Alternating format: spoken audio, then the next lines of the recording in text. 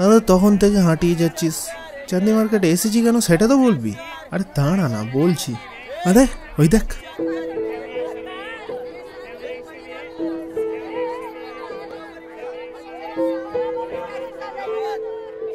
এই তো পেয়েছি। আরে ভাই তোর ফোনেও এফএম আছে, পাগল নাকি? ছাড়, তুই বুঝবি না। আরে বল না। মহালয়া? কি কাল মহালয়া? দেদুন এটা চলবে তো?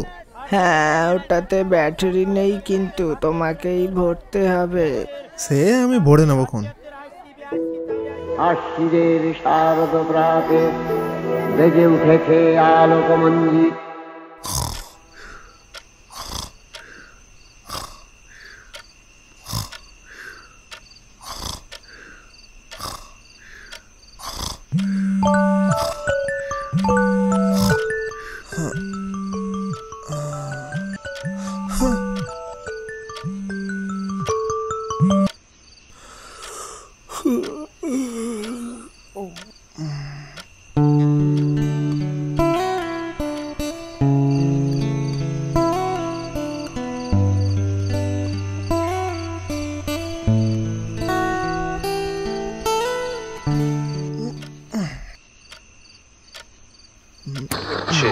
বীরেন্দ্র কৃষ্ণ ভদ্রের কণ্ঠে অনুষ্ঠান মহিষাসুর মর্দিনী।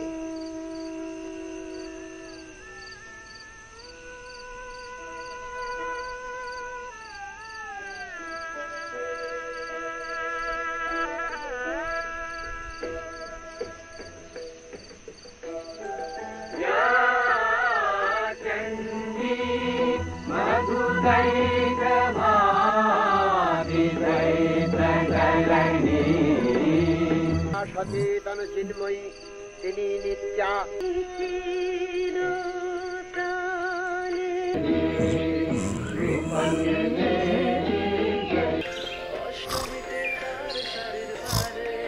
বাবু ওঠ, বাবার সাথে তর্পণ করতে যাবি তো?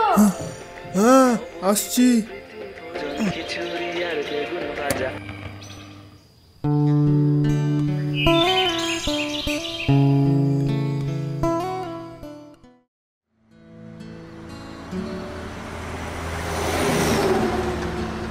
জয় মা দুর্গা, জয় মা দুর্গা।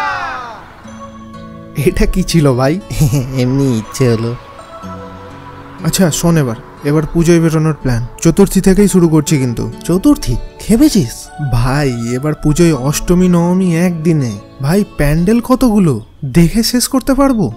মানে আচ্ছা শোন, এখানে দেখ, এটা নর্থ কলকাতা, এটা সাউথ কলকাতা, আমরা এখানে থাকি বেহালাই। চতুর্থীর দিন লোকাল যেগুলো, যেমন নতুন দল, ফ্রেন্ডস, ওড়িশা এটসেট্রা এটসেট্রা, সব পুরো বেহালা ঘুরে শেষ করে দেবো। পঞ্চমী টু ষষ্ঠী নিউ আলিপুর, সুরুচি সংঘ, চেতলা, দেশপ্রিয় পার্ক, তিধারা, বাদামতলা আর ওসব যেগুলো আছে ওদিকে।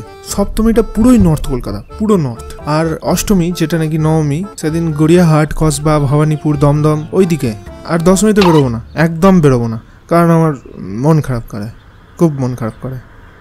ভাই তুই তো পুরো ব্লুপ্রিন্ট বানিয়ে এনেছিস রে।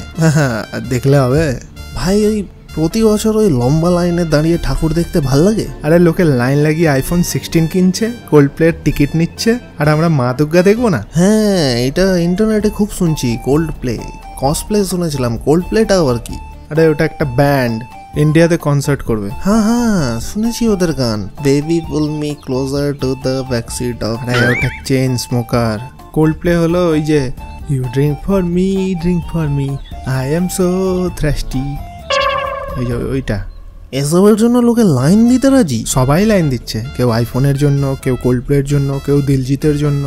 আর ওদিকে আইআরসিটিসির ওয়েটিং লিস্ট মুচকি হাসছে। ওই যে কথাই আছে, রথ ভাবে আমি দেব, পদ ভাবে আমি, মূর্তি ভাবে আমি দেব। হাসেন ইন্ডিয়ান রেলওয়ে। আরে যাই হোক, আমি যেটা বলছিলাম, প্রতি বছর আমরা রাস্তায় রাস্তায় মণ্ডপে মণ্ডপে ভিড়ের গুঁতো খেতে খেতে লোকের ঘামে নিজেদের শরীর ঘষে থিম ঠাকুর দেখি। তাহাতে তোর কি মনে হয় এগুলোই আসল পুজো উপভোগ করা? বুঝলাম না, মানে কি বলতে চাস?